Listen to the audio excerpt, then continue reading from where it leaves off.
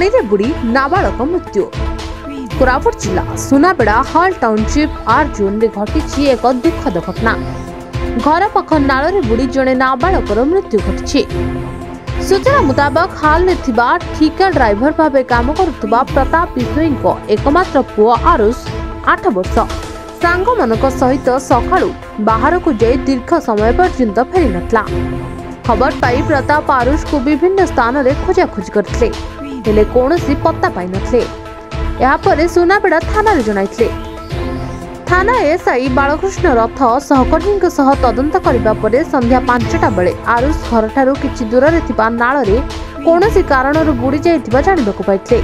खबर पाई सेमिलीगुड़ा अग्निशम विभाग केंद्र अधिकारी पार्थ सारथी स्वाई सदर बल घटनास्थल में पहुंची मृतदेह को उद्धार करछंती। आरुष स्थानीय एक इंग्राजी विद्यालय रे स्टैंडर्ड 2 रे पाठ पढुतला एवं बापा मांकर एकमात्र पुओ थला। याको नै स्थानीय अंचल रे शोकाकुल परिवेश सृष्टि होछि। कोरापुट रो वेंकटेश राव को रिपोर्ट द न्यूज टुडे।